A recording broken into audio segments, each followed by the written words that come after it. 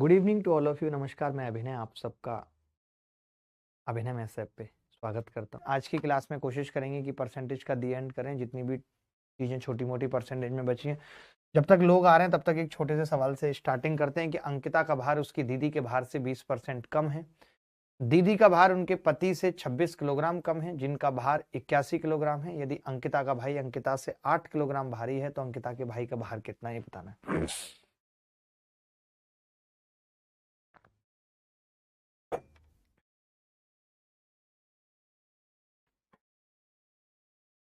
ठीक है, अंकिता का भार उसकी दीदी के भार से 20% कम है।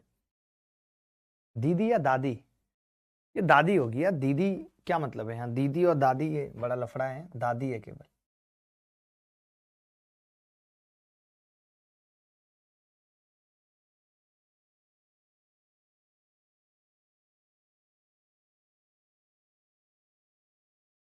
ये दादी है। अरे मुरी कैसी दादी है ये?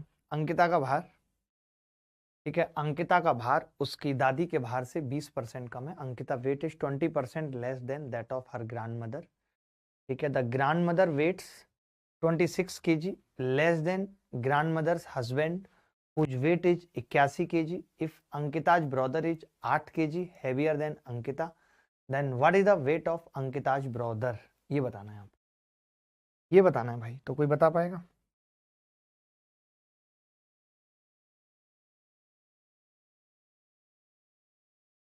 देखिए, दादी का भार उनके पति से 26 किलोग्राम है, जिनका भार 81 किलोग्राम है। तो दादी के पति, दादी दादीश पति कितने के हैं? 81 kg के। दादीश पति कितने के हैं? 81 kg के हैं। अब दादी का भार उनसे 26 किलोग्राम कम है, तो दादी कितना है? 26 किलोग्राम कम है दादी का। तो मैंने क्या किया, -26 कर दिया।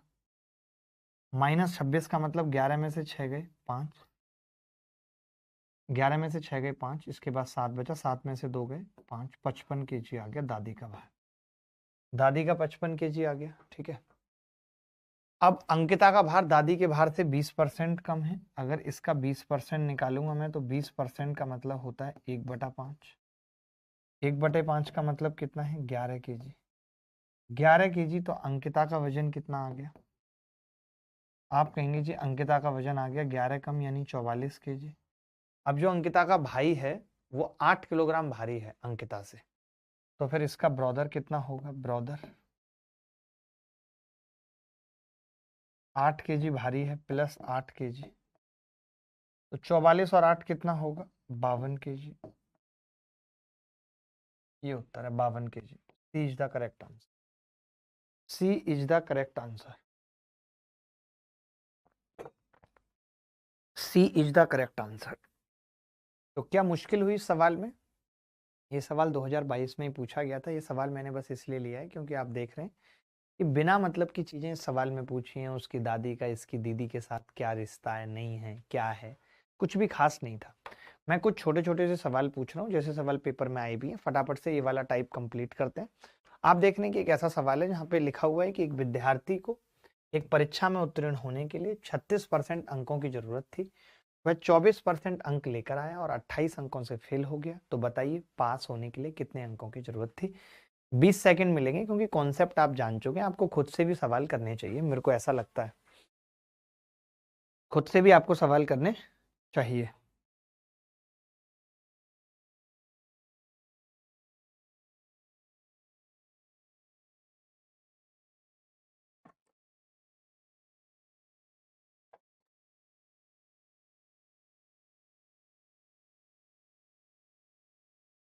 एक विद्यार्थी को एक परीक्षा में उत्तीर्ण होने के लिए 36% अंक की जरूरत थी और वह 24% अंक लेके आया तथा 28 अंक से अनुत्तीर्ण हो गया। तो उत्तीर्ण अंक कितने थे ये बताना है। देखिए, बहुत छोटी सी चीज है।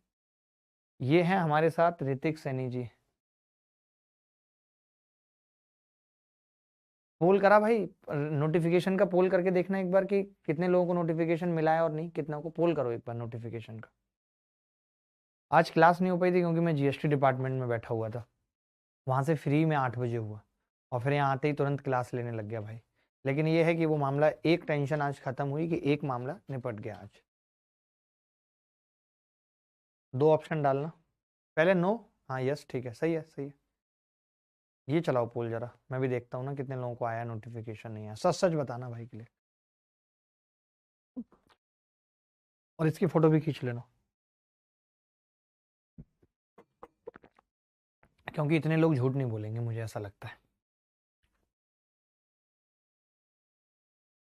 यहाँ हर किसी को दरारों में झांकने की आदत होती है, दरवाजा खोल दो तो कोई पूछने भी नहीं आएगा।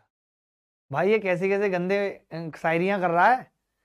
झांकने की आदत होती है, दरवाजा खोल दो तो कोई देखने नहीं आएगा। अरे मैया, छी छी छी, कितना गंदा आदमी है। अरे मैया देखो, एक परीक्षा में उत्तीर्ण होने के लिए 36% अंक की जरूरत थी, 24% अंक लेकर आया। अगर किसी को 36% अंक की जरूरत थी और वो 24% अंक लेकर आए, इसका मतलब कि वो 12% अंक से फेल हो जाएगा कि नहीं, बताओ? फेल हो जाएगा। सवाल में दिया हुआ है कि उस 12% की वैल्यू 28 अंक थी, 28 मार्क्स थी, ठीक है।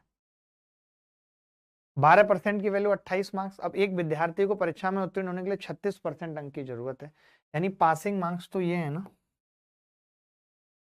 पासिंग मार्क्स तो यही है।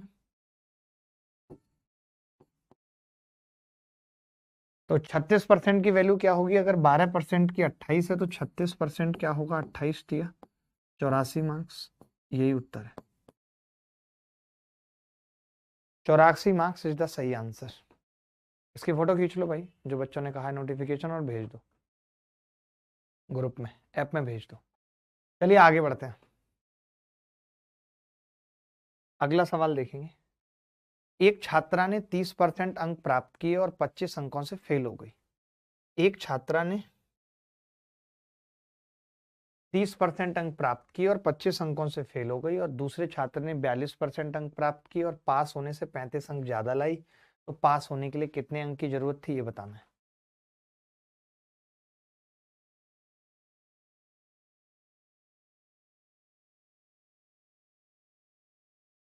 बताओ भाई।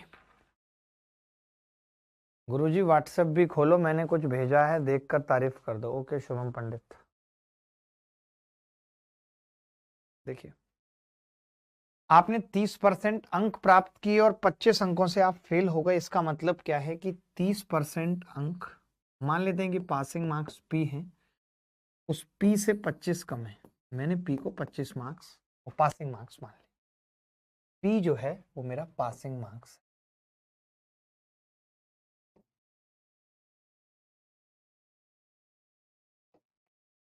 ठीक है। पी क्या है? पासिंग मार्क्स है। तो मैंने यही कहा कि 30% है तो पी माइनस 25 है, पी माइनस 25, ठीक है।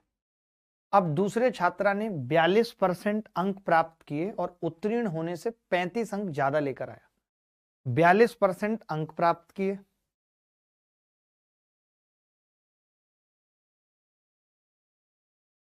और 35 अंक ज्यादा लेकर आया, यानी P प्लस 35, मानते हैं कि नहीं? 30% P माइनस 25, 42% P प्लस 35, ठीक है। मैंने कहा अगर हम इसमें से इसको घटा दें तो 42 में से 30 गए 12%, 12% की वैल्यू 35 में से 25 गए 60, 12% की वैल्यू 60 है। और अगर 12% की वैल्यू 60 है तो 1% की कितनी है? 5। हमें निकालना क्या है भाई सवाल में? हमें निकालना है जी पास होने के लिए अंक, यानी मैं ये कह सकता हूँ इस 30% की वैल्यू क्या होगी? आप कहेंगे जी 150 हो जाएगी, क्योंकि 1% 5 के बराबर है तो 30% 150 के बराबर होगा। तो यहाँ से दोस्त पी कितना आ जाएगा? 25 उधर जाके जुड़ेगा 175। यही पासिंग मार्क्स है, यही आंसर है, यही पासिंग मार्क्स है, यही आंसर है। किसी को डाउट है तो बता दो। सर हमने बहुत सारी वोकैब रट ली है, अब क्या करें? अब कुछ मत करो, अब कुछ मत करो भाई, अब बैठे रहो, बस शांति से बैठे रहो। दीपक चौधरी तक हमारे साथ हैं, बताइए। दीपक चौधरी, दीपक का मतलब आप सबको पता है, जब तक नौकरी नहीं तब तक छोकरी नहीं। शुभम पंडित, अरे झूठ बोल रहे हो, अभी कोई लड़की हंस के बात कर देगी तुरंत उसे जीवन में लाने की कोशिश करते रहोगे। शुभम मैं तुम्हें अच्छे से जानता हूँ, ये सब कहने की बात है कि जब तक नौकरी नहीं तब तक छोकरी नहीं। मैं तुम्हें बहुत अच्छे से जानता हूँ बेटा, बहुत अच्छे से, मुझसे मत करो फालतू बात। देखो 30% का मतलब क्या है, P-25। 42% का मतलब P+35। 42 में से 30 घटे तो 12%। 12% की वैल्यू 35 में से 25 गए 60। 1% की वैल्यू कितनी है 5। 30% की कितनी होगी 150। मैंने कहा 150 वो नंबर है जो P-25 के बराबर थे, तो P 175 के बराबर आ गया। सबका सही है। प्रिंस दुबे भी हमारे साथ है। विक्रम कह रहे हैं सर मेरा ब्रेकअप हो गया। अरे ये और अच्छी बात है, आपका ब्रेकअप हुआ है, ये कोई छोटी न्यूज नहीं है, ये और बड़ी बात है। मैं कहूंगा ये और बड़ी बात है, बिगेस्ट थिंग है कि आपका हुआ है। गीता ने 30% अंक प्राप्त किए और 50 अंकों से अनुत्तीर्ण हो गई। ये CHSL में ऐसे सवाल आए हैं, दिखाने के लिए मैंने लिखा है। थोड़ा सा जल्दी बता दीजिए उत्तर। सर कल मेरा एडवांस मैथ्स पहली बार पढ़ा पर आपने मजा काट दिया। थैंक यू भाई शुभम। ज्योमेट्री की हर क्लास में मजा ही कटेगा, आपको मजा ही आएगा, मैं आपको बता रहा हूँ। बहुत नॉर्मल नॉर्मल तरीके से और बहुत ही सुकून से सब कुछ खत्म करूंगा दोस्त। डोंट वरी, परेशान होने वाली बात ही नहीं है जब मैं हूं तो।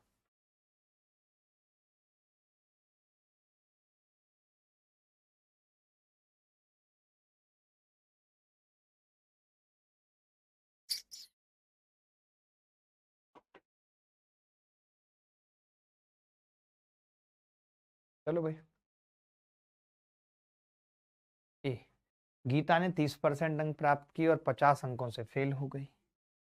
30% अंक प्राप्त किए और 50 अंकों से फेल हो गई,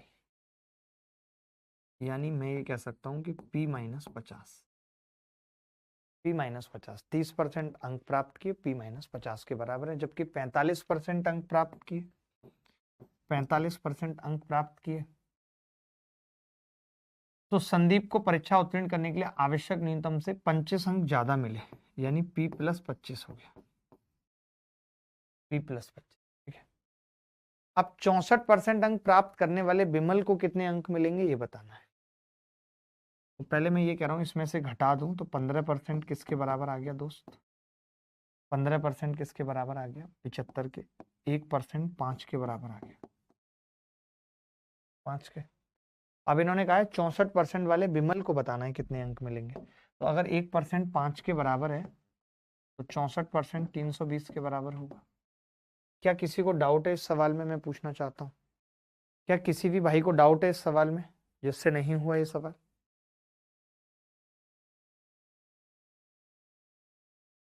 ये है कि किसी परीक्षा में विद्यालय X से निश्चित संख्या में छात्र उपस्थित हुए और 20% छात्र अनुत्तीर्ण हो गए। उसी परीक्षा में विद्यालय X की तुलना में विद्यालय Y से 130% अधिक छात्र उपस्थित हुए। यदि दोनों विद्यालयों से उपस्थित हुए कुल छात्रों में से 90% छात्र उत्तीर्ण हुए तो विद्यालय के अनुत्तीर्ण छात्रों का प्रतिशत ज्ञात करें, क्या होगा। यार अभी हमारे पास बहुत वक्त है, मैं तो सोच रहा था अगर हम एक महीने में 2 टॉपिक भी निपटा रहे हैं बड़े बड़े और छोटे छोटे 5 भी निपटा रहे हैं, एक एक दिन के भी टॉपिक हैं कुछ, तो बहुत आराम से मतलब मई जून तक सिलेबस खत्म कर लेंगे बहुत आराम से। क्योंकि अब हम प्री एडवांस मैथ्स भी अलग से चला रहे हैं, 3 दिन वो चला रहे हैं, 3 दिन ये चला रहे हैं। तो मुझे लगता नहीं, जैसे मुझे बीच में टेंशन हो रही थी कि सिलेबस कैसे होगा, बट अब तो मुझे लग रहा है बहुत आसानी से कर लेंगे। हाँ प्री तो बहुत आराम से, टेंशन मेंस के बैच की है। प्री के बैच में तो कोई दिक्कत ही नहीं है, बच्चे आराम आराम से पढ़ते रहे, बाकी सब्जेक्ट्स पे भी फोकस करो। देखो एक परीक्षा में विद्यालय X से निश्चित संख्या में छात्र उपस्थित हुए और 20% छात्र उत्तीर्ण हो गए। मान लेते हैं कि विद्यालय X में 100 बच्चे थे, ठीक है भाई, 100x बच्चे। अब X की तुलना में Y से 130% अधिक छात्र अधिक उपस्थित हुए, यानी Y की अगर मैं बात करूं 130% मोर स्टूडेंट देन दैट, 130% यानी 130x। तो ये कह सकते हैं 230x ज्यादा, 230x ज्यादा हुए, कह सकते हैं 100x और 230x। किसी को यहां तक डाउट है तो बताओ भाई।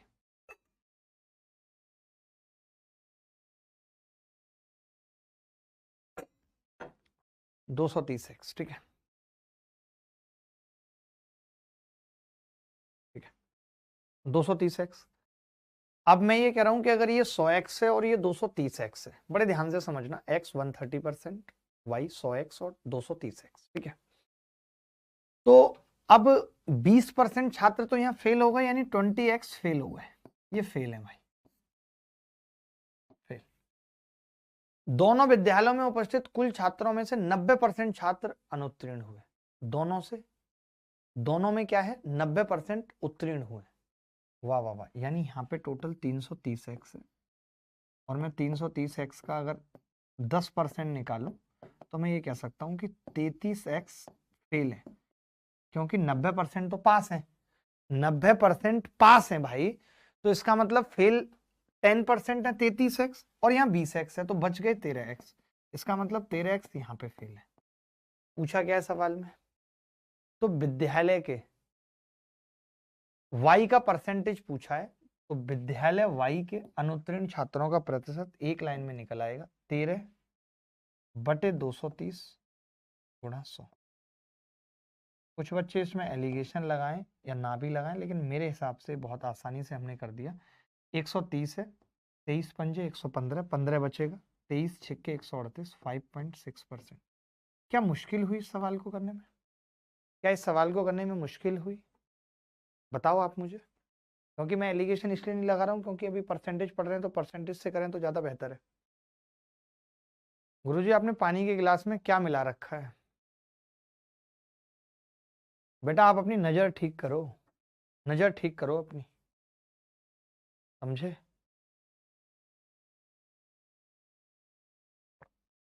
पर मैं आपसे बहुत प्यार करता हूं, I love you from Varanasi. Thank you Karan, thank you very much. देखिए फिर से बता रहा हूं, मैंने मान लिया कि एक्स कॉलेज में 100x बच्चे थे, आप 100x मानो भी या मत भी मानो, तो भी यहाँ पे x की जरूरत उतनी है नहीं। आप ये मान लो कि x में विद्यार्थी 100, तो y में कितने हैं, 130% ज्यादा है 100 का, 130% 130 यानी 230 हो जाएंगे। x प्लस वाई में कितना होगा, 330। मैंने कहा कि इसका जो फेल बच्चा है वो 20% है, तो इसका 20% कितना होगा, 20।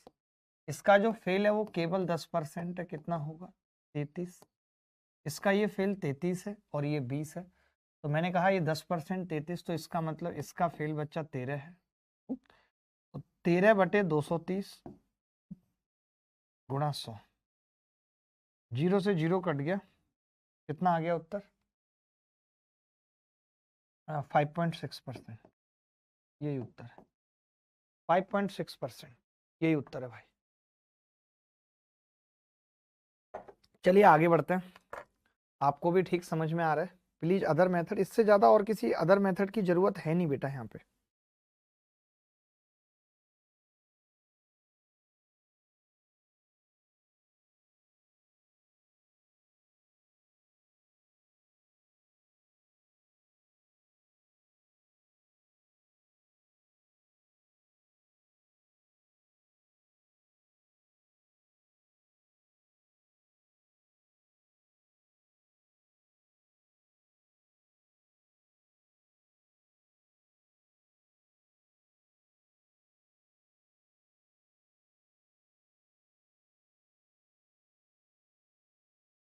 देखो भाई, वेन डायग्राम और जो मैं अभी समझाने जा रहा हूँ वो बड़े कमाल की बात है। जैसे आप देखते होंगे कि एक गांव में मान लेते हैं 100 लोग हैं, एक गांव में 100 लोग हैं। अब इसमें जो 100 लोग हैं, 10 ऐसे लोग होंगे, या मान लेते हैं कि 40 ऐसे लोग हैं जो दूध पीते हैं मेरी तरह, ठीक है, 40 ऐसे लोग हैं जो दूध पीते हैं। अब 70 ऐसे लोग हैं जो शराब पीते हैं, शुभम पंडित की तरह, ठीक है, शराब पीते हैं। अच्छा कमाल की बात यह है कि इसमें 20 लोग ऐसे भी हैं जो कुछ नहीं पीते। अब कुछ लोग ऐसे भी होंगे जो कुछ नहीं पीते, 20 लोग ऐसे हैं जो नो पीते हैं, यानी कुछ नहीं पीते, नथिंग पीते। हो सकता है ऐसा है नहीं, तो अब आप तो परेशान हो जाएंगे, हैरान हो जाएंगे। आप क्या कहेंगे कि 70 और 40, 110 तो यही हो गया था, 20 वो हो गए, ये तो 130 हो गया, दिक्कत हो गई तब तो मैं बताऊंगा, सुनो, इन दोनों में कुछ लोग कॉमन होंगे जो शराब भी पीते होंगे रात को और सुबह जग के दूध भी पीते होंगे, समझ रहे हो कि नहीं। कुछ लोग ऐसे होंगे जो कॉमन होंगे। अगर मैं ये ऑफलाइन क्लास होती तो आपका फेवरेट स्टूडेंट होता। जी बिल्कुल। अरे यार ये ऑनलाइन क्लासेस में तो मेरी भी आंखें जा रही हैं, आपकी भी जा रही हैं, लेकिन अब क्या कर सकते हैं, सिलेक्शन तो लेना ही है। ऑफलाइन क्लासेस भी खोलेंगे, एक वक्त आएगा कि ऑफलाइन भी खोलेंगे, बट अभी कुछ ऐसे इक्विपमेंट्स भी आएंगे कि ऑनलाइन क्लास से आंखों पे असर ना पड़े, जो अभी तक नहीं आ रहे हैं। देखना तो होगा, कुछ ना कुछ चीजें तो बनानी होंगी, निकालनी होंगी।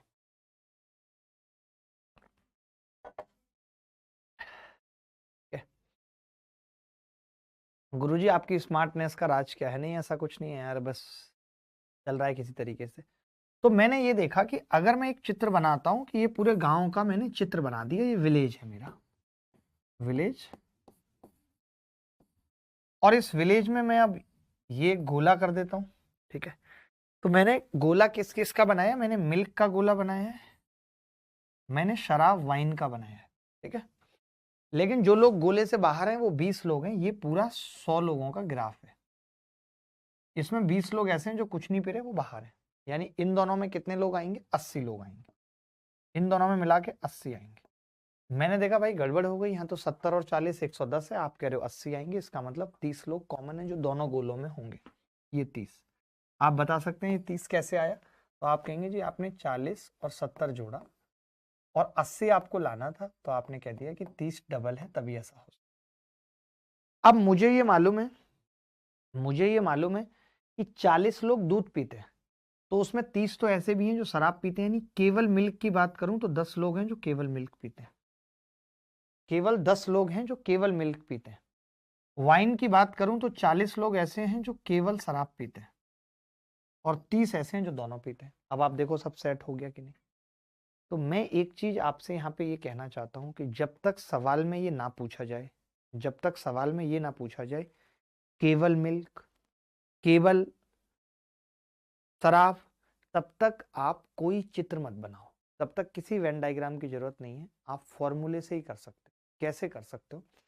हम ये कह सकते थे या नहीं कि अगर मुझे ऐसे लोग निकालने हैं कि जो एटलीस्ट कुछ ना कुछ पीते हैं, तो वो ऐसे लोग कौन से हैं? 80। इन 80 लोगों को क्या कहते हैं हम? एटलीस्ट कुछ ना कुछ पीते हैं, एटलीस्ट कुछ ना कुछ। बेसिकली हम इसे एलसीएम कह सकते हैं, हम इसे एचसीएफ कह सकते हैं एक तरीके से। ठीक है, तो मैं यहां लिख रहा हूं कि एन ए यूनियन बी, यानी एटलीस्ट ऐसे लोग जो कुछ ना कुछ करते हैं। वो कैसे निकलेंगे? एन ए टोटल दूध वाले लोग, टोटल शराब वाले लोग, माइनस जो लोग दोनों पीते हैं, एन ए इंटरसेक्शन। ये कौन कौन से लोग हैं मैं लिख भी देता हूँ। ये वो लोग थे जो 40 थे, ये वो लोग थे जो 70 थे, ये वो लोग थे जो 30 थे। तो फिर क्या आ जाएगा? ये वो लोग हैं जो 80 थे जो कुछ ना कुछ पीते हैं, क्योंकि 20 लोग तो कुछ नहीं पीते ना। देखिए मैं इस पे सवाल बहुत कराऊंगा, फॉर्मूले से भी बिना फॉर्मूले से भी, बट आप ये मत कहो कि एक ही एक चीज को बार बार रिपीट मत करो।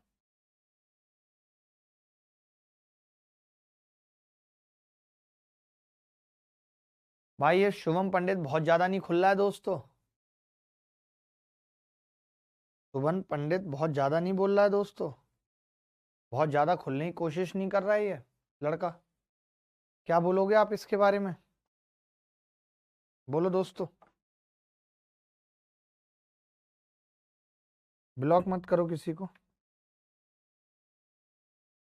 ब्लॉक हो गया तो फिर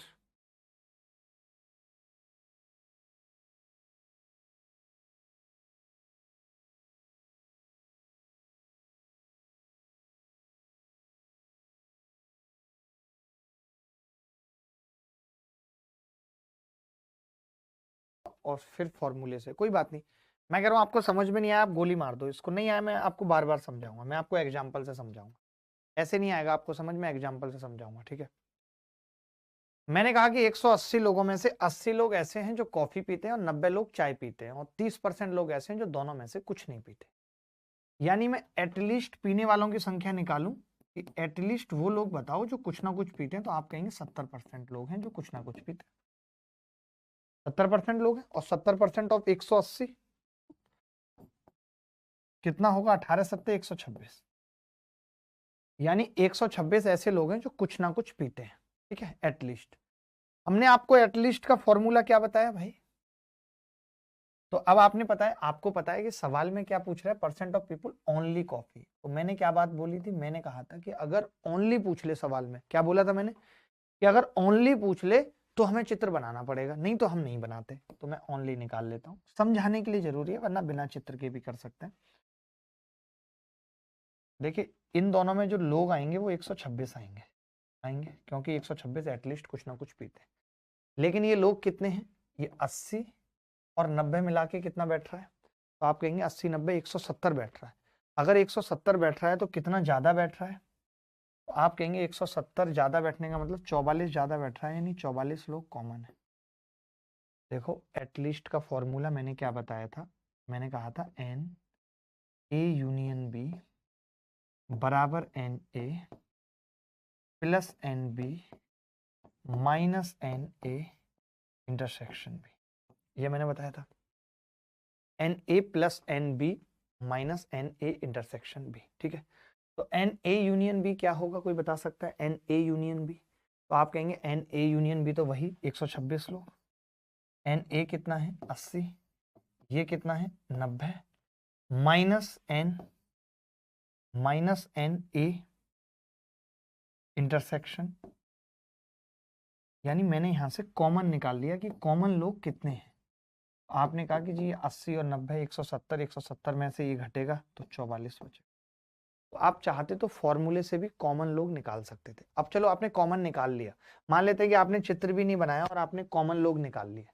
अब आपको पता है कि 80 लोग कॉफी पी रहे हैं, जिसमें 44 तो ऐसे भी हैं, 44 ऐसे भी लोग हैं उसमें जो चाय भी पी रहे हैं, यानी केवल कॉफी वालों की बात करूं तो 36 लोग हैं, 36 लोग हैं। आप चाहो तो यहां भी लिख सकते हो 36, क्योंकि ये वाला डब्बा 80 लोगों का है, 36। अब आपको लेकिन इसका परसेंटेज पूछ रहा है, तो परसेंटेज ओनली कॉफी क्या होगा, ये कॉफी था सी और ये टी था। आपने कहा कि ये 36/180 गुणा 100, यानी 20% लोग ऐसे हैं जो ओनली कॉफी पीते। बोलो भाई।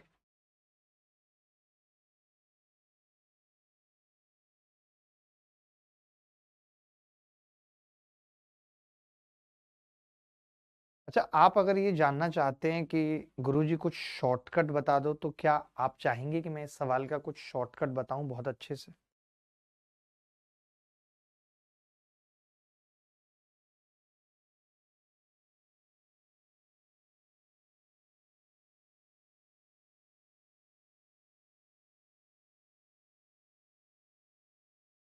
चलो मैं एक ट्रिक बता रहा हूँ इस सवाल की, प्लीज मेरी रिक्वेस्ट है कि ध्यान से समझ लेंगे तो अच्छा रहेगा आपको भी और मुझे भी। इसकी फोटो भी खींच लो, जैसे चाहो कर सकते हो, फोटो खींच लो एक बार सॉल्यूशन की, फिर मैं शॉर्ट ट्रिक बता रहा हूँ। ठीक है, मैंने मिटा दिया सब कुछ, कुछ करने की जरूरत नहीं है, कुछ करने की जरूरत नहीं है। देखना, आप भी कहोगे कि यार आप कितने शानदार तरीके से ऐसे सोच के बता देते हो, हमें मजा आ जाता है। देखो ध्यान से, वो तो खैर मैं हमेशा ही मजा काटता हूँ। एक चीज बताओ, ये मैंने चित्र बना लिया, जरूरत नहीं है चित्र बनाने की। ये कॉफी का सेक्शन है, कॉफी, ये टी का सेक्शन, ठीक है, ये कॉफी का और टी का सेक्शन है। ठीक है भाई, क्लियर है? अब मैं एक बात कह रहा हूं आपसे कि ये जो 90 लोग हैं, क्या मैं इसको 50% कह सकता हूं टोटल जनता का? बोलो, कह सकता हूं कि नहीं? बोलो बोलो, कह सकता हूं कि नहीं 50% की? जो 90 लोग हैं 50% टी वाले हैं, यानी यहां से यहां तक 50% लोगों ने घेरा हुआ है। मानते हो नहीं? यहां से यहां तक 50% लोगों ने घेरा हुआ है। अच्छा, 30% लोग ऐसे हैं जो कुछ नहीं पीते, यानी मैं ये कह सकता हूं कि यहां से यहां तक 70% लोग हैं। आप बताओ, आपको केवल इतना पूछा है सवाल में, ओनली कॉफी, तो यहां से यहां तक 70 और यहां तक 50, तो यहां 20 बचेंगे। ओनली कॉफी वाले 20 आ जाएंगे, कोई कैलकुलेशन की जरूरत नहीं है। बोलो मजा आया कि नहीं? बोलो मजा आया कि नहीं भाई?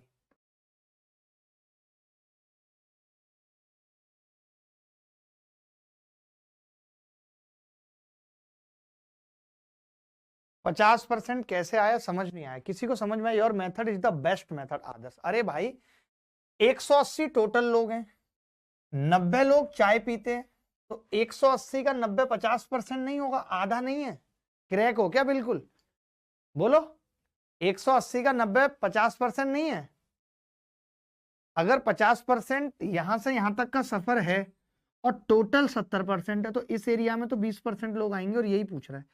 इससे ज्यादा खूबसूरत इस सवाल को करने का तरीका नहीं हो सकता, बेस्ट मेथड है। वो अलग बात है कि आप नहीं समझना चाहते, नहीं करना चाहते, तो अलग बात है। ये सवाल देखिए, कई सारे सवाल करने हैं।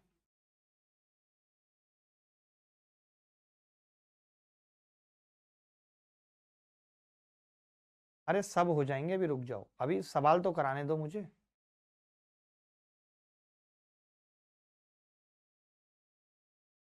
चलो भाई देखो, एक परीक्षा में कुल लड़कों में से 35% हिंदी में फेल हुए, 45% अंग्रेजी में फेल हुए, ठीक है, और 20% दोनों में असफल रहे। दोनों विषयों में उत्तीर्ण लड़कों का ज्ञात कीजिए। लड़कों का ज्ञात कीजिए क्या?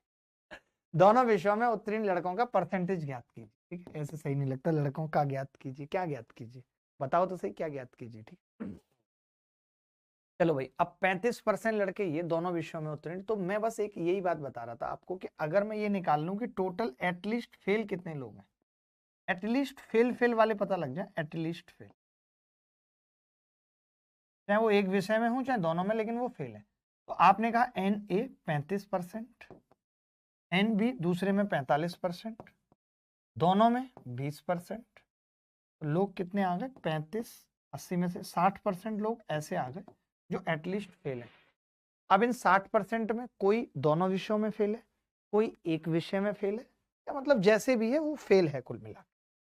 ठीक है भाई। तो जब इतने लोग ऐसे हैं जो फेल हैं 60%, या तो एक में या दोनों में, इसके अलावा जितने भी लोग बच गए यानी 40%, वो ऐसे लोग हैं जो सिर्फ पास हैं दोनों विषय। क्योंकि अगर वो एक विषय में पास होते तो एक में फेल होते तो वो यहाँ आ जाते, यहाँ नहीं आए। सिंपल है, फॉर्मूले से ही हो गया। अभी आपको आ जाएगा, देखिए मैं 8-10 सवाल करूंगा, आपको रट जाएगा। मैं समझता हूँ कि टाइप थोड़ा भारी है, नहीं समझ में आता है उतना अच्छे से लड़कों को। अभी आ जाएगा आज।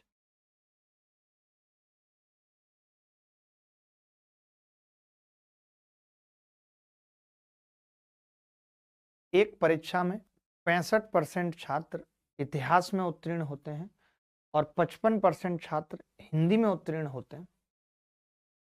यदि दोनों विषयों में 5% छात्र फेल हो जाते हैं दोनों विषयों में, यानी मैं ये कह सकता हूँ 95% ये है कि एटलीस्ट पास है, चाहे एक विषय में हो चाहे दोनों में हो, एटलीस्ट पास। क्योंकि 5% तो ऐसे हैं जो दोनों में फेल है, यानी 95% बच गए जो ऐसे हैं जो एटलीस्ट पास है। तो हमें पता है 95% एटलीस्ट पास का फॉर्मूला क्या है? 95% बराबर 65% प्लस 55% और minus n A intersection B, यानी दोनों विषयों में पास लोग यहां से आए। तो एन ए इंटरसेक्शन बी कितना आ गया? ये मैं जोड़ दूं 55 55 110 120, 120 इसमें से घटेगा तो 25% लोग ऐसे हैं जो दोनों विषयों में पास है। पूछा क्या है सवाल में? यही पूछा, ऐसे लोग कितने हैं जो दोनों विषयों में पास है।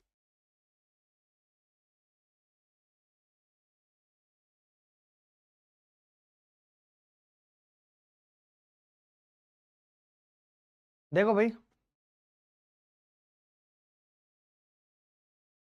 इस सवाल को कैसे करेंगे?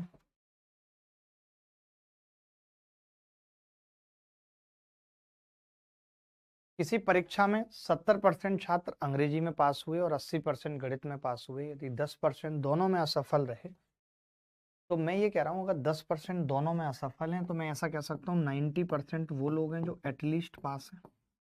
बोलो, 10% तो दोनों में फेल हैं, एटलीस्ट पास वाले लोग 90% हैं। मैंने अभी आपको बताया कि अगर 90% एटलीस्ट बराबर होता है किसी एक में पास प्लस दूसरे में पास माइनस एन ए इंटरसेक्शन भी दोनों में पास, ये कह सकते हैं कि नहीं? एन ए इंटरसेक्शन भी दोनों में पास कह सकते हैं कि नहीं? तो एन ए इंटरसेक्शन बी बराबर 80 और 70 150, 60 लोग आ गए। 60% लोग ऐसे हैं जो दोनों में पास। ये कौन लोग हैं जो दोनों में पास है? दोनों में पास है। बोलो, इज इट क्लियर और नॉट? तो आप कहेंगे हाँ जी यार ये बात तो बिल्कुल सही है, ये वो लोग हैं जो दोनों में पास हैं। ठीक है, दोनों में पास हैं ये लोग। अगर ये लोग दोनों में पास हैं, ध्यान से समझना कि अगर ये लोग दोनों में पास हैं 60%, तो मैं ये कह सकता हूं क्या कि 60% की वैल्यू ही 144 है। तो 6 से भाग करूं तो 10% की कितनी होगी? 24। और हमें 100% की निकालनी है तो 240। 240 रिंग रोड पे गाड़ी आज भगाएंगे। मैडम बैठ बुलेरो में, तेरा हैप्पी बर्थडे मनाएंगे।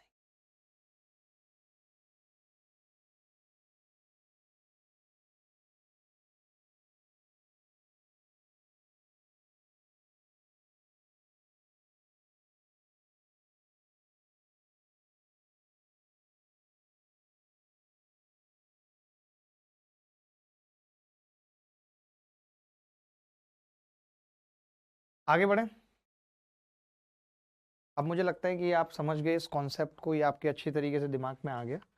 अब यही चीज ना हम 3 में भी अप्लाई कर सकते हैं, मैं आपको बताता हूँ। तो 3 का भी आप फॉर्मूला लिख लीजिए। कैसे? कि एटलीस्ट कोई एक तीनों में, A union B union C, at least कोई एक या दो या तीन, मतलब कम से कम एक तो है। या तो ए को पसंद करता है, या बी को करता है, या सी को करता है, दोनों को करता है, कोई से दो को करता है, मतलब पसंद करता है एबीसी में। N A n B n C minus n A intersection B minus n B intersection C minus n C intersection A plus n A intersection B intersection C. इतना हो गया, ये लिख लीजिए भाई।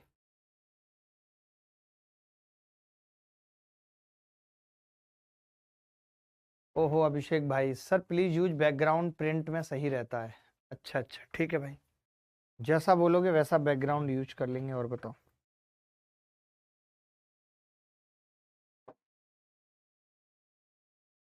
मैं इस पे एक दो सवाल पूछना चाहता हूँ। देखिए मैंने भी आपको पहले भी कहा था, अभी भी कह रहा हूँ कि अगर सवाल सिंपल है तब कुछ नहीं करना, डायरेक्ट फॉर्मूला लगाएंगे। और अगर सवाल थोड़ा टेक्निकल है, कोई दो की बात कर रहा है, तो मैं इसका वेन डायग्राम भी बना देता हूँ।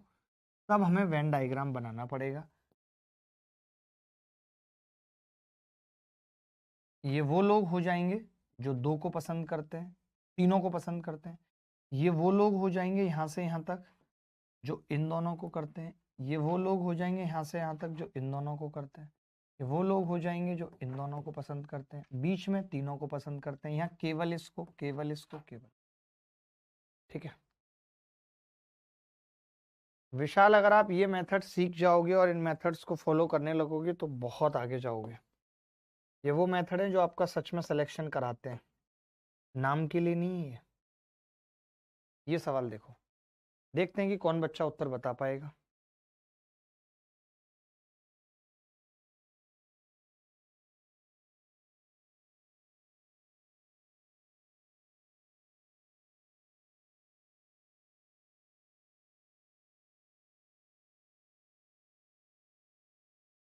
देखो भाई, अब जैसे इस सवाल में क्या है कि 55% कर्मचारी चाय पीते हैं, आहा गरम गरम पीते होंगे। 45% कॉफी पीते हैं, 40 ये पीते हैं, 20 चाय और दूध दोनों, 20 कॉफी और दूध दोनों, 25 चाय और कॉफी दोनों, 15 ऐसे जो तीनों पीते हैं। उन कर्मचारियों का प्रतिशत जो कुछ नहीं पीते, इसका मतलब वो क्या पीते हैं तुम्हें पता है। तो हम एटलीस्ट निकाल लेते हैं। एटलीस्ट बताओ हमें जो कुछ ना कुछ तो पीते हैं इन तीनों में से। ऐसे कितने लोग हैं जो इन तीनों में से कुछ ना कुछ पीते हैं, कुछ ना कुछ। आपको पता है कि भैया पहले सिंगल वाले जुड़ जाएंगे। देखो अब इसमें चित्र बनाने का कोई फायदा नहीं है। 55 प्लस 45 प्लस 40, सिंगल वाले जुड़ जाएंगे। -20 घट जाएगा, -20 घट जाएगा, -25 घट जाएगा, और +15। ठीक है, और 3 वाला जुड़ जाएगा। तो आपने कहा ये कितना आ जाएगा? ये आ गया जी 90%। यानी 90% ऐसे लोग हैं जो कुछ ना कुछ पीते हैं। 90% ऐसे लोग हैं जो कुछ ना कुछ पीते हैं, 90%। अगर 90% ऐसे लोग हैं जो कुछ ना कुछ पीते हैं, तो बचे हुए 10% हैं जो इनमें से कुछ नहीं पीते, अलग से पीते, अलग से पीते, अलग से पीते।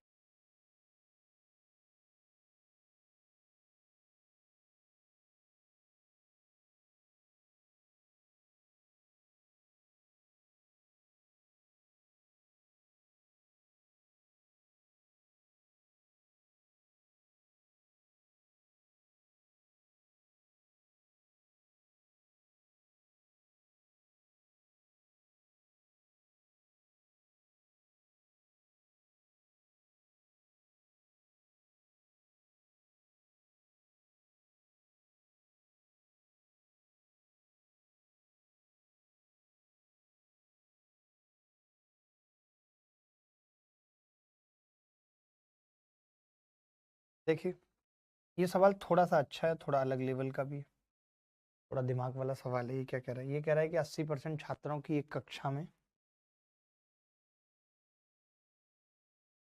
45% हिंदी बोलते हैं, 40% केवल अंग्रेजी बोलते हैं। यदि कोई भी भाषा नहीं बोलने वाले छात्रों की संख्या दोनों भाषा बोलने वाली छात्रों की संख्या के बराबर है, तो केवल हिंदी बोलने वाले छात्रों की संख्या बताओ। बड़ा गजब का सवाल है सर। इंटरसेक्शन का क्या मतलब होता है, और यूनियन का भी सर मैं एक बहुत अच्छे तरीके से समझाता हूँ। इंटरसेक्शन और यूनियन का मतलब देखो, एक ए है और ए के अंदर 2 3 5 रहते हैं, 2 3 5। एक बंदा बी है मकान, और उसके अंदर 3 4 6 रहते हैं। तो जब ए यूनियन बी की बात आएगी, इसका मतलब मुझे हर एक वो एलिमेंट लेना है जो या तो ए को बिलोंग करता है या बी को, एटलीस्ट हर एक होना चाहिए। 2 3 4 5। 3 मैंने एक ही बार लिखा, वो इसको भी करता था, इसको भी करता था, ये यूनियन है। एटलीस्ट बंदे सारे आ गए ए और बी के। अगर आप चाहोगे ए के बंदे हैं, चाहोगे बी के बंदे हैं। इंटरसेक्शन का मतलब जो कॉमन है दोनों में, तो वो एक ही बंदा था 3। आप समझ गए? ये होता है यूनियन और इंटरसेक्शन। मैथ जानता था, मैथ का स्कोर कम हो गया, इंग्लिश का कम होना चाहिए था। हिंदी मीडियम के लिए डेंजर है। हाय हाय हाय हाय, डेंजर है। कौन सा मीडियम, कैसा मीडियम? देखो, तो भाई हमने कहा 80 छात्रों की कक्षा में 45% हिंदी बोलते हैं और 40% केवल अंग्रेजी बोलते हैं। 40% हिंदी, 40% इंग्लिश ओनली। बड़ा बड़ा अलग सवाल है, बड़ा प्यारा सवाल है।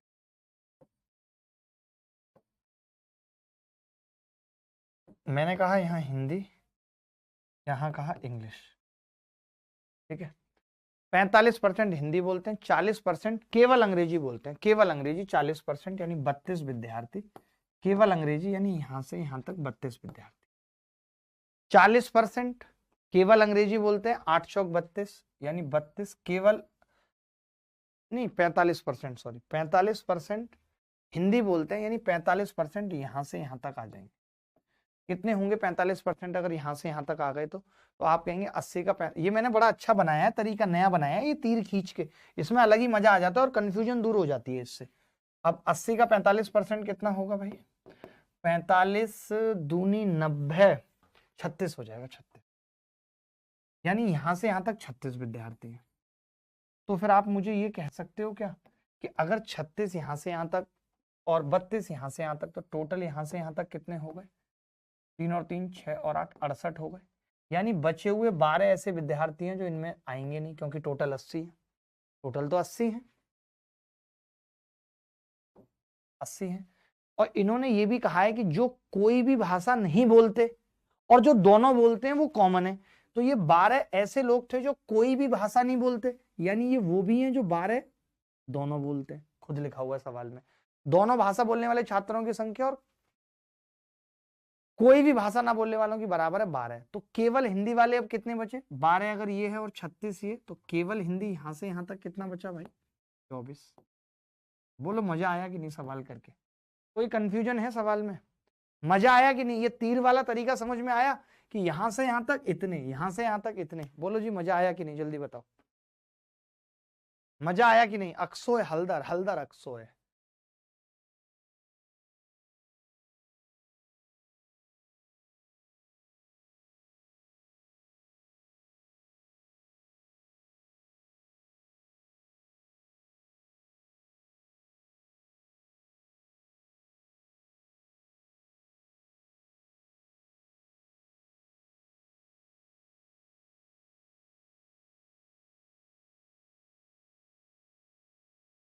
चलो भाई, ब्रेक हो गया कंप्लीट, तो अब आगे बढ़े, अब सवाल करते हैं। और मुझे लगता है कि ये सबको समझ में आ गया अच्छे से।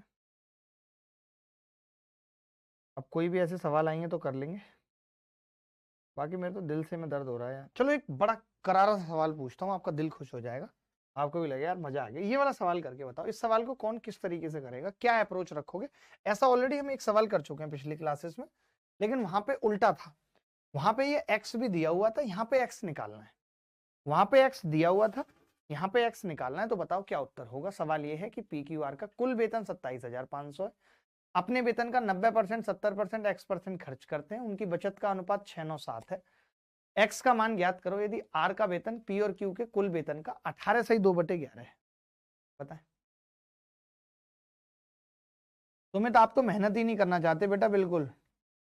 ये आपके साथ सबसे बड़ी प्रॉब्लम है।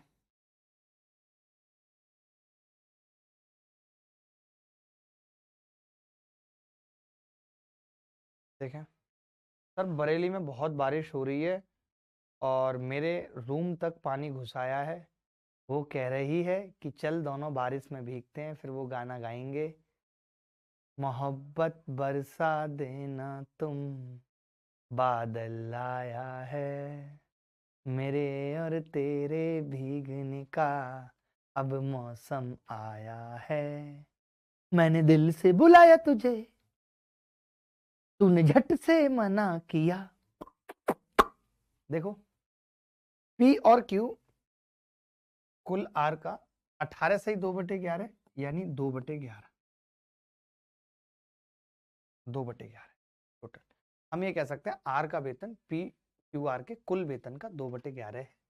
यानी पी और क्यू का वेतन कितना है, हम ये लिख सकते हैं पी क्यू आर का वेतन कितना है 11, आर का कितना है 9, और पी प्लस क्यू का कितना है, आर का 2/11 तो पी प्लस क्यू का 9। इतना समझ में आ गया, ठीक है। अब आप देख पा रहे हो कि पहले वाला बंदा 90% खर्च करता है तो 10% बचाता है।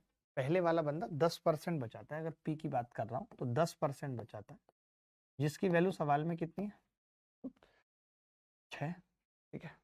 दूसरे वाला बंदा क्यू की बात अगर करूं तो 30% बचाता है, 30% की वैल्यू कितनी है, तो मैंने देखा इसके 10% की वैल्यू कितनी है 3।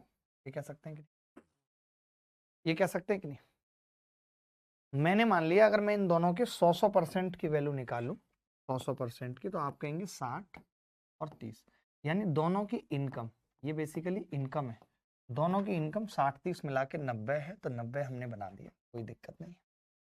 90 बना दिया। देखो ये 60 और ये 30, यानी कंडीशन सेटिस्फाई हो रही है कि नहीं अभी तक।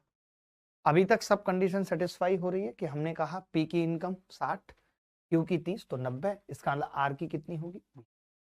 अब आप खुद बताओ, अगर आर की 20 है और ये 7 बचा पा रहा है, 7 बचा पा रहा है, आर 7 बचा पा रहा है, इसका मतलब 13 खर्च कर रहा है।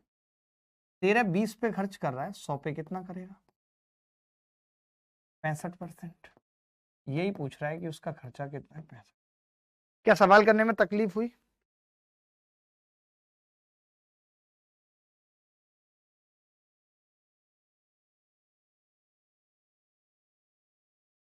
चलिए अगला हम सवाल देख रहे हैं, और अगले टाइप के सवाल भी निपटा लेते हैं जल्दी से। इस टाइप के सवाल अभी तक आपने पहले नहीं किए, एक बार ये वाले सवाल भी कर लीजिए, मजा आ जाएगा इनको देख के भी। फिर से बता दीजिए यार, देखो अब एक ही चीज को फिर से मत पूछो, कितने प्यार से मैंने बताया, आप अपना दिल तोड़ देते हो यार। चलो ठीक है भाई, हम तो बताएंगे हमारा क्या है। मैं ये कह रहा हूँ 18 से 2/11 का मतलब 2/11 होता है, क्योंकि 9 से 1/11 1/11 होता है। तो मैं समझ गया कि अगर तीनों की इनकम 11 है तो उसमें आर की 2 है, तो बचे हुए पी प्लस क्यू की 9 हो गई। फिर मैंने पी प्लस क्यू की निकाली। कैसे निकाली, मैंने कहा कि अगर ये आदमी 90% खर्च कर रहा है तो बचा कितना रहा है 10%, उस 10% की वैल्यू 6 है, तो 100% इसकी इनकम की कितनी आ गई 60, ठीक है। उसके बाद अगर मैं 70% की बात करूं, 70% की बात करूं तो 70% का मतलब क्या है जी, आप देखेंगे 70% का मतलब क्या है कि अगर 70% खर्च कर रहा है तो 30% बचा रहा है, 30% की वैल्यू 9 है, तो 10% की कितनी आ गई 3, 100% की कितनी आ गई 30। अब अगर ये 60 है और ये 30 है, यानी टोटल कितना हो गया, टोटल हो गया 90। तो यहाँ पे P प्लस क्यू कितना लिखा हुआ है, 90 लिखा हुआ है। अगर P प्लस क्यू ऑलरेडी 90 है तो 9 को 90 बनाए हैं तो 2 को 20 बनाना पड़ गया, P क्यू आर कितना हो गया 110। तो मैं समझ गया कि अगर ये 20 है और उस स्थिति में सेविंग 7 है तो कमबख्त खर्चा कितना है 13। 20 में 7 बचा रहे हो 13। 13 कितने पे खर्च कर रहे हो, 20 कमा रहे हो, 13/20, 100 पे कितना करोगे 65। तकलीफ है कहां वो बताओ। चले क्वेश्चन पे मार्किंग भी हो जाएगी भाई, एक वक्त ऐसा आएगा जब क्वेश्चन पे मार्किंग भी हो जाएगी। आप तो पीछे पड़ गए, मार्किंग को लेकर ही पीछे पड़ गए कई लड़के। क्या करूं मैं तो ऐसे लड़कों का। ये सवाल देख लीजिए, ऐसे सवाल कैसे करेंगे। एक आदमी 1200 रुपए लेकर बाजार गया, एक आदमी 1200 रुपए लेकर बाजार गया, उसने 33.33% भाग सब्जी पर तथा बचे हुए भाग का 2x% भोजन सामग्री पर और बचे हुए भाग का 50% सिनेमा टिकट खरीदने में खर्च किया। अंत में उसके पास 300 रुपए बचे हों तो 2x का मान क्या है।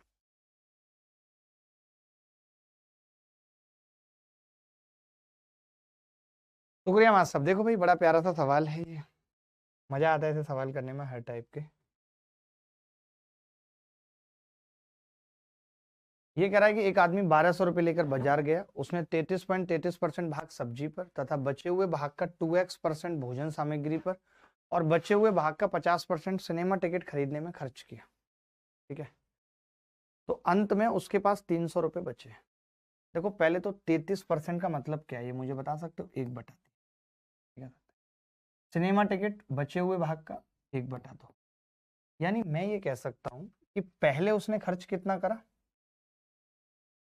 3 पे 1 खर्च किया, 2 बचा, फिर 2 पे 1 खर्च किया, 1 बचा, और यहाँ पे बीच में 1 खर्चा और किया है, और टोटल उसके बाद क्या आ गया है जी, 1200 से 300 बचे, 1200 से 300 बचे, यानी 4:1 का रेशियो है।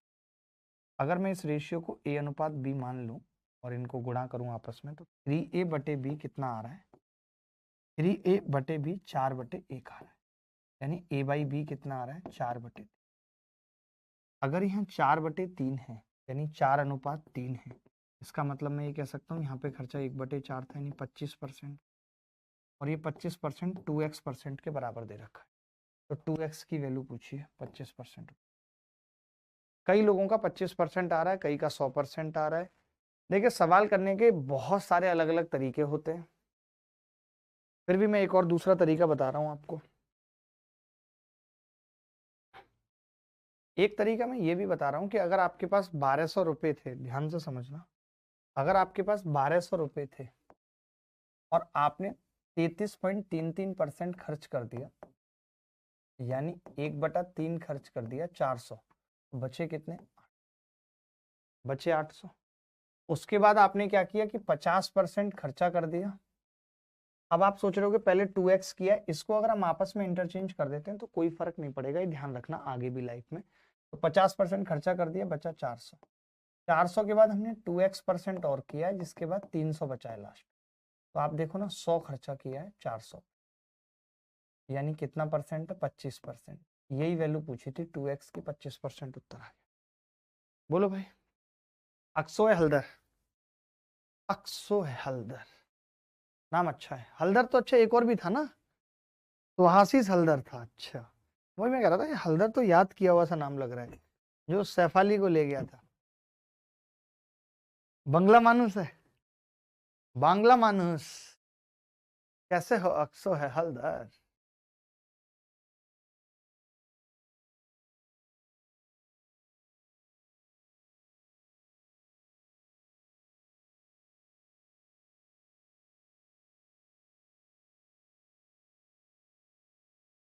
आगे बढ़ते हैं। बालो आछीरा अपने कामों नाचे।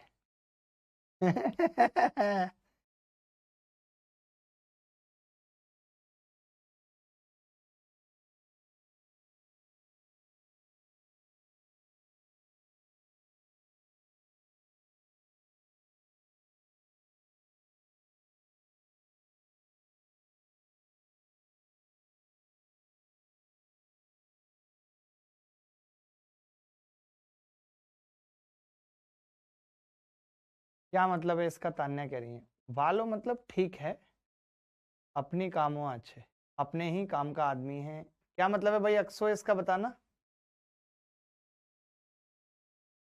सर ऐप नेट ज्यादा चूस रहा है। मैं भी बंगाल से हूँ, पल्लव घोष।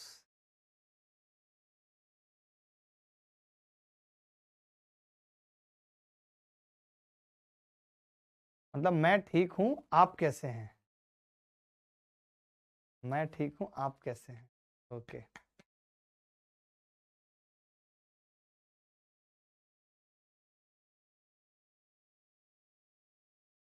आमी भालो आची, आपनी क्या माँ? मैं भी ठीक हूँ, आप बताइए कैसे हैं? देखो मजा आता है, मतलब बंगाली भी अच्छी है बोलने के लिए ना।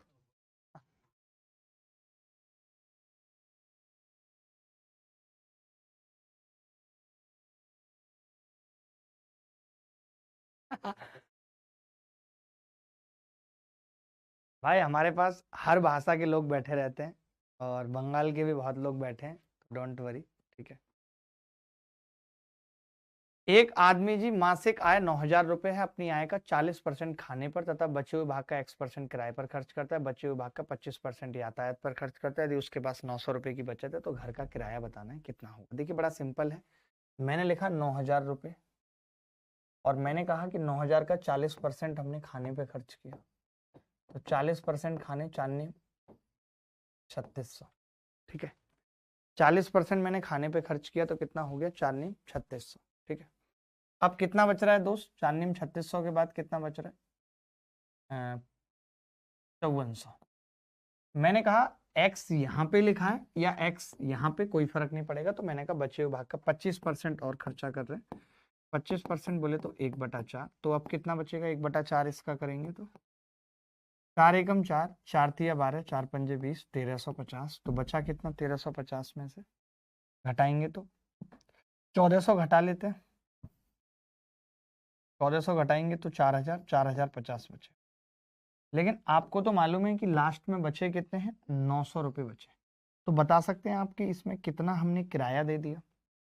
आप कहेंगे जी 3150। 3150 अगर हम किराया दे देंगे तभी 900 बचेंगे। ऑप्शन में नहीं है यार, 900 रुपये की बचत होती है। हमने गलत किया है, सवाल गलत है। उसका मतलब आपका काम बनता भाड़ में जाए जनता। 4050 आ रहा है। आपका क्या उत्तर आ रहा है भाई? मेरा भी 3150 है। 9,000 रुपए थे। ही spend 40% of his income on food and X% of the remaining on house rent, 25% of the remaining on transport. If he saves rupees 900। मुझे लगता है कि शायद परसेंट में अंतर नहीं पड़ा, लेकिन यहाँ पे अंतर पड़ेगा। हमें यहाँ से केवल परसेंट निकालना चाहिए। यही गड़बड़ हमसे हो रही है कि हम, चलो मैं दोबारा बता देता हूँ, शायद यही गड़बड़ हमसे हो रही है, मुझे ऐसा लगता है। परसेंट में तो फर्क नहीं पड़ेगा, लेकिन अमाउंट में पड़ेगा। अमाउंट में पड़ेगा। तो 9,000 रुपये, 9,000 रुपये का आपने 40% खर्च कर दिया, तो बचा कितना? 60%, यानी 3/5। ठीक है, 3/5 बचा। तो मैंने कहा उसके बाद आपने अब कितना खर्च कर दिया? X% खर्च कर दिया, तो बचा कितना? 1 - X/100। फिर आपने 25% खर्च किया, बचेगा 3/4 बचा। बराबर कितना बच रहा है? 900। तो यहाँ से पहले हमें x निकाल ही लेते हैं, वो हम यहाँ से भी निकाल सकते थे। x का परसेंट हम यहाँ से भी निकाल सकते थे, कोई बड़ी बात नहीं थी, बट अब मैंने ऐसे लिख दिया, तो ये वाला तरीका भी आप इस बहाने सीख लोगे कि भाई ये तो 10 बार कट गया सीधे, और 5 दूनी 10 और 2 दूनी 4। तो 1 - X/100 कितना आ गया? 2/9। x कितना आ गया यहाँ से? गलत तो नहीं किया कुछ? 3 तिया 9 और 2/9, तो x आ गया जी 100/9। 100/9 आ रहा है। ठीक है, 100/9 ये परसेंट है। अगर मैं इसका फ्रैक्शन निकालना चाहूँ तो 1/9। अब देखिए होगा क्या। आपको पता है कि 9,000 रुपये जब थे, तो 9,000 रुपये का 40% हमने खर्च कर लिया था, 60% बचा था, 5400 बचा था। 5400, और उसका X% किराया है, तो 5400 का X% किराए में खर्च हो जाता है। एक्स का मान कितना आ रहा है भाई, 1 माइनस 2/9, 7/9 आ रहा है भाई, ये गलत लिख दिया हमने, 700/9 आ रहा है परसेंट में, यानी 7/9 आ रहा है, 7/9। तो मैं ये कह रहा हूँ जो 5400 बचा है उसका 7/9 निकालूंगा, कितना होगा, 9 छिक्के 54, 6 सत्ते 4200, यानी 4200 खर्चा। मैंने आपको क्या कहा था कि वो अमाउंट में दिक्कत है, मैंने क्या कहा था, अमाउंट में दिक्कत है। अगर परसेंटेज की बात करें, सवाल बिल्कुल सही है, परसेंटेज आप निकाल सकते हो, जो हमने पिछला तरीका बताया था वहां से आप परसेंट निकाल सकते थे। अगर लेकिन आपको एग्जैक्ट अमाउंट चाहिए तो आपको इसी तरीके से जाना पड़ेगा, और कोई तरीका नहीं। आप अगर कहो तो मैं एक और तरीका बता देता हूं, अगर आपकी इजाजत होगी तो ही, वरना नहीं। जल्दी बताओ। मैं ये कह रहा हूं दोस्त कि हम क्या करें, थोड़ा सा ऊपर से चलें और थोड़ा नीचे से चलें तो बात बन जाएगी। एक तरीका नॉर्मल सा बता रहा हूं, यहाँ पे ध्यान से देखना। मेरा इतने से में हो जाएगा। देखो 9000 का कितना खर्च कर रहे हैं, 40%, तो कितना बचेगा, 60% बचेगा, 9 छिक्के 5400, 5400 लिख सकते हैं। लास्ट में 900 रुपये बचे हैं। 900 रुपये कब बचे हैं, जब 25% खर्च किया है, यानी 4 में से 3 खर्च किया है, तो 3 की वैल्यू 900 है, 4 की कितनी होगी, 1200। 1200 यहाँ पे था, तो 5400 से जो 1200 का सफर था वो था जो किराया था, तो वो 4200। ये कैसा लगा तरीका, ये मेथड कैसा लगा, ये बताइए। थोड़ा नीचे से चले, थोड़ा ऊपर से चले, बात खत्म हो गई, बीच में कहीं मिल गए। देखिए मैंने कहा कि 9000 का 40% दिया तो 60% बचा, 5400, 5400 बचा। फिर मैंने कहा 900 रुपए बचे हैं लास्ट में, कब, जब 25% खर्च किया, यानी 4 में से 3 बचा है, तो उससे पहले कितना था, 1200। तो 1200, देखो 25% तो यहां खर्च किया ना आपने, अब 1200 और 5400 के बीच का जो गैप है वही रेंट है, और वो कितना, 4200। अब बताओ, कोई डाउट है तो बताओ। इस तरीके की चीजें हमें सीखनी पड़ेंगी, अच्छी चीजें, क्लासिकल चीजें। आगे बढ़ते हैं, एक सवाल और करते हैं, हो सकता है वक्त भी हो जाएगा, छुट्टी का भी। ये सवाल देखिए,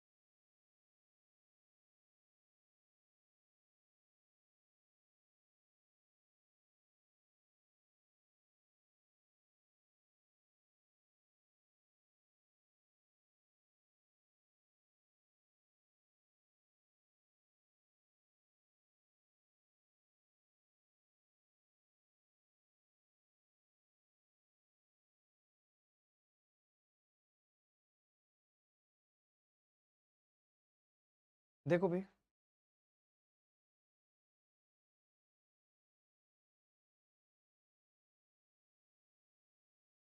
एक व्यक्ति अपनी आय का 14.28%, बचे हुए भाग का 20% तथा बचे हुए भाग का 16.66% मनोरंजन पर खर्च करता है। शेष राशि को बैंक में जमा करता है। यदि उसका कुल खर्च इतना है तो उसकी कुल राशि ज्ञात करो। देखो 14.28% का मतलब होता है 1/7। 1/7। 20% का मतलब होता है 1/5। इसका मतलब होता है 1/6। ठीक है, ये होता है। मैं कह सकता हूं एक आदमी अपनी आय का इतना, यानी 7 से कितनी रह जाएगी उसकी आय। ठीक है, 20% यानी कितनी रह जाएगी, 5 से 4। ठीक है, बचे हुए भाग का 16.66% यानी 6 से कितनी रह जाएगी, 5। ठीक है, शेष राशि को बैंक में जमा करता है। पता नहीं कितनी शेष राशि बची है। कुल खर्च 1800 है। तो मैं अब आपसे पूछ रहा हूँ, अगर इस सबको गुणा कर लें हम तो 5 से 5, 6 से 6, तो मुझे पता चल रहा है कि 7 उसकी आय थी और लास्ट में कितनी रह जा रही है, सिर्फ 4। 4 रह जा रही है। तो कुल खर्चा कितना है उसका, 3 है खर्चा, और उस 3 की वैल्यू सवाल में 1800 दे रहा है। एक की कितनी है, 600। आय पूछ रहा है 4200। यही उत्तर है। कोई ऐसा बच्चा जिसने ये 4200 भी ना निकाला हो, सर एक बार कैलकुलेशन की भी क्लास लगा दीजिए प्लीज। करंट सब क्लास लगेंगे, अभी 5 महीने हैं प्री के। फरवरी पूरा पड़ा है, फरवरी, मार्च, अप्रैल, मई, जून, 5 महीने पूरे के पूरे हमारे पास हैं। डोंट वरी, परेशान होने वाली बात नहीं है, सबका नंबर आएगा, हर चीज का नंबर आएगा भाई।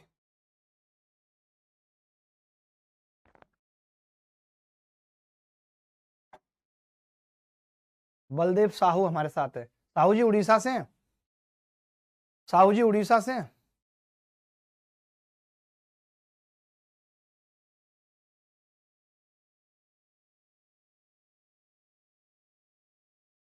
देखिए बड़ा प्यारा सवाल था कि पहले इसकी कीमत 7 से 6 रह गई, बाद में 5 से 4, फिर 6 से 5, ओवरऑल देखा तो 7 से 4 रुपए इसके पास रहे। आप चाहते तो आप ये भी कर सकते थे। मेरी वीडियो छूट गई है तो भी देख रहा हूँ। बहुत बढ़िया, अछिल। अछिल नाम है इसका, अछिल। अबे कहाँ छिल गए थे तुम, अछिल। यादव है ना, बिरादर है। एक व्यक्ति अपनी आय का 1/7 खर्च करता है, तो आप सोचो 7 पे 1 खर्च करता है, 6 बचेगा, फिर 5 पे 1 खर्च करता है, 4 बचेगा, फिर 16.66% है, 6 पे 1 खर्च करता है, 5 बचेगा। सबको गुणा किया कि भाई 7 से 6, 5 से 4, 6 से 5, यानी लास्ट देखा तो 7 से 4 रह गई कीमत। ये तरीका ये आगे भी काम आएगा भाई, आगे भी हम इसका यूज करेंगे। सर अप्रोच गलत लग जा रहा है, नहीं गलत लगेगा यार, रटना पड़ेगा, रटना पड़ेगा। वो कह रहा है मुझे आकर छील, पहले मैं बहुत कहता था छील दूंगा, छील दूंगा।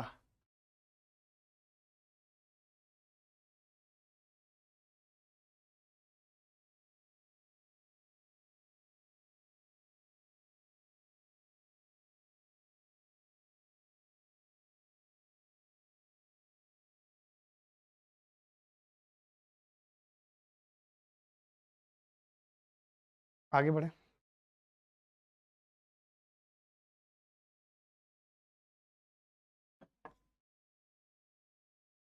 गुरुजी मैथ्स इतना पढ़ा दीजिए कि फिर से पढ़ने की जरूरत ना पड़े। अरे कभी नहीं पड़ेगी। अब या तो गणित तुम्हारी होगी या तुम उसके, दोनों में से कोई एक चीज तो होगी भाई। अब बस देखा जाए तो वैसे चुनाव वाले सवाल बचे हैं थोड़े बहुत, और एक दो टाइप के सवाल बचे हैं। ईस्वी के परसेंटेज भी खत्म है।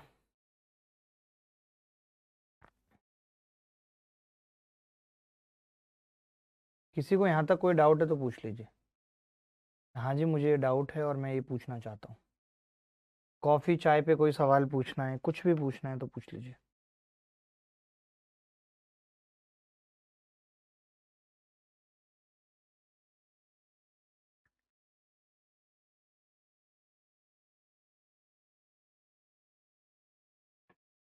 चलिए एक सवाल देख लीजिए और लास्ट सवाल होगा आज की क्लास का।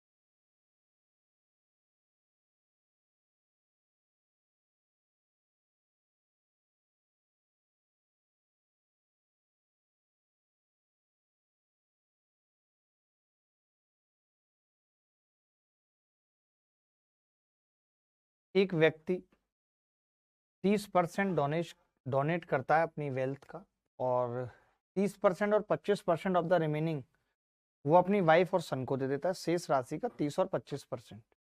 बाकी धनराशि, अब शेष का नहीं देता है 30%, ऐसा नहीं बोला कि पहले पत्नी को दे दिया फिर शेष का 25%, नहीं, टोटल जो रिमेनिंग था उसी का 30 और 25 पत्नी और बेटे को दिया है। बाकी धनराशि वह अपनी 3 बेटियों के बीच बांटता है, उसकी समान रूप से बांटता है। उसकी बेटियों में से एक को 42 लाख रुपए मिलते हैं, तो उस आदमी की कुल संपत्ति कितनी थी लाखों में? भाई ये तो अरबपति है, ये तो अरबपति है। मुझे खुशी मिलती है आपका वीडियो दिखाने में सबको, मैं आपका एक सच्चा स्टूडेंट हूँ। थैंक यू जीना जी। जीना बहुत बहुत धन्यवाद जीना, तुम उड़ीसा से हो जीना। देखो भाई, इस सवाल में भी हम आराम आराम से चल सकते हैं। हम सीधे कह सकते हैं कि भाई 100% एक आदमी अगर कमाता है, उसने क्या किया कि 30% तो अलग रखा, 30% उसने एक संस्थान को दान दे दिया, अब बचा शेष राशि 70%। इसने बोला है कि उस 70 का 30% पत्नी को प्लस 25% बेटे को, 70 का, समझना बात को ध्यान से, 70 का। फिर मैंने कहा कि अगर 70 का 30 और 25 आपने ले लिया, समझना बात को, 70 का आपने कितना ले लिया 30% और 25%, यानी 70 का कितना ले लिया 55, 70 का 45% बच गया, 70 का 45% का लिख लेना है। उस 45 में इसने सबको 15-15% तीनों बेटियों को दिया है, दे दिया दिया। तो मैं ये कह रहा हूं दोस्त कि 70 का 45% होगा कितना, कोई बता सकता है? 70 का 45% होगा कितना? आप ये 15-15 नहीं भी लिखो, पहले इतना लिख लो कि 70 का 45% कितना होगा। तो आप कहेंगे जी 45 गुणा 0.7, ये सही है, 45 गुणा 0.7, तो एक लड़की को कितना मिलेगा 15 गुणा 0.7, और इसकी वैल्यू सवाल में 42 लाख रुपए, और हमसे 100 की पूछ रहा है, इसकी आय पूछ रहा है। तो भाई 7 छिंग 42 और पॉइंट हटा के 0 अलग से आ गई, एक की वैल्यू 4 आ गई, 100 की पूछ रहा है 400, कितने लाख होंगे 400 लाख। 2 पैसे का सवाल था। कितने पैसे का सवाल था? 2 पैसे का। बस सर और 5 वीडियो देखनी है, फिर मैं भी लाइव क्लास देखूंगा। बहुत ही सुंदर, बहुत ही सुंदर, बहुत ही अद्भुत। देखिए मैंने कुछ नहीं किया, मैंने कहा 100% टोटल आया है, 30 इसका ये, 70 ये, तो यहाँ ये कितना हो गया 55%। मैंने निकाला भी नहीं, लोग निकालेंगे 55 बेवकूफ, नहीं, मैंने कहा कि 55 ये है तो 45 ये हो गया 70 का। 70 का 45 निकाला तो 45 गुणा 0.7 आ गया, 3 पार्ट किए तो 15 गुणा 0.7 एक लड़की को मिलेगा, उसकी वैल्यू 42 लाख है, तो 100 की कितनी आ गई 400। ये इस सवाल का उत्तर है। चलिए अगली मुलाकात होगी आपसे कल शाम को 6:30 बजे ज्योमेट्री की क्लास में, जहां पे हम ट्राइंगल क्या होता है, एक्सटीरियर एंगल क्या है, ये सब क्या है, ये छोटी छोटी चीजें जानेंगे, और 31 सवाल में खत्म करेंगे कल की क्लास को। तो किसी को डाउट है या कुछ पूछना है तो वो पूछ सकता है। अभी के लिए इतना ही, अगली मुलाकात फिर होगी कल, तब तक के लिए बाय बाय, टेक केयर, धन्यवाद, thank you very much, bye, take care, good night.